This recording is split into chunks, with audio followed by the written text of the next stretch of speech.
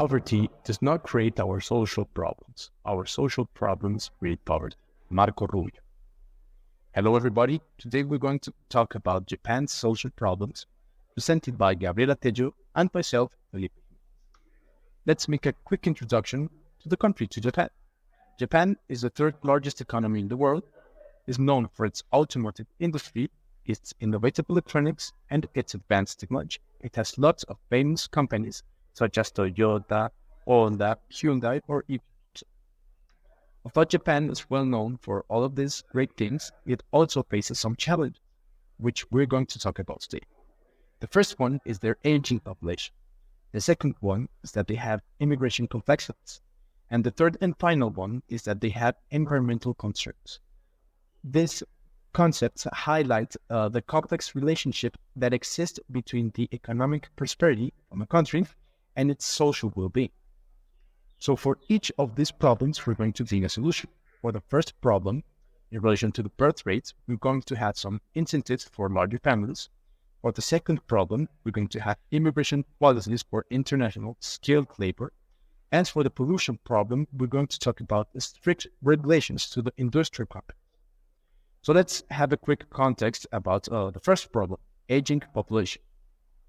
More than 25% of the Japanese population is over 65 years old. This sentence was taken by Forbes. This means that the birth rate is currently below replacement level and implies a downgrade on the country's workforce, welfare system, and healthcare infrastructure. In order to solve this problem, we're going to have some incentives for larger families. These families would have to be made up of 3 to 4 children, including their parents, of course. And this problem or this solution has 3 branches in general, which I'm going to talk about. So the first branch is education subsidies. We're going to give discounts to families that have this amount of children on their school and their university careers, with the condition that after they graduate their studies, they have to stay in Japan and work for the government. This will have a big impact in the workforce and probably an increment on its rates. In the second branch, we're going to have discounts on the mortgages. This means that we are going to motivate people to have an inversion on the real estate in order for them to stay in Japan for a longer period of time. And finally, we're going to have a free pregnancy healthcare. Parents will not have to worry about the cost of having a kid. And this will motivate people and have an increment on the birth rates. All of this, to sum up, will optimize the country's welfare system because it's not emphasized on just one person, one group, but rather in a whole family. As Felipe was saying before, Japan is facing great social challenges that just one solution won't help them to solve them all at once. But there are some ideas that will help to give them like a starting point on the right direction. So regarding the second issue Felipe mentioned, immigration rates in this country are really, really low. And it's said is because they're closed off culture. This is really weird because, well, considering how much we at the other side of the world can relate so much of our daily life or, well, culture as well on Japanese culture, not just their products or their brands, the ones Felipe mentioned, but also like with their food or even their entertainment stuff.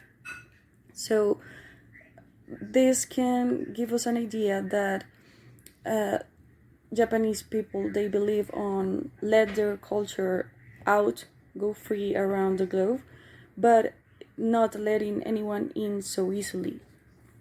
So one solution that we can think for this issue is that Japan's government really creates proper immigration policies that also relate with creating new working forces. By providing these like benefits, we can say it, to foreign people, also will help with the population issue Felipe mentioned before.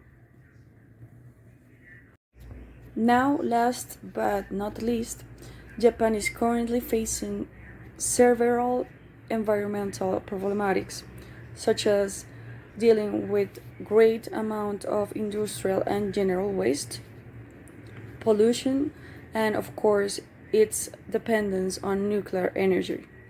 So regarding the waste and this issue, one idea that we can provide an important solution for this is like provide a strict set of regulations for larger companies on their waste, and create like a new green culture on people so they know how to, for example, recycle or get a better use on their stuff, and also have an idea on intelligent consumption.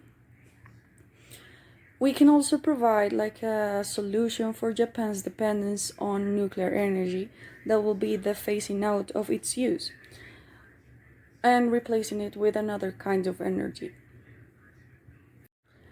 Japan is a complex country. It's hard to understand how a country that we can relate so much for its culture faces this kind of problematics.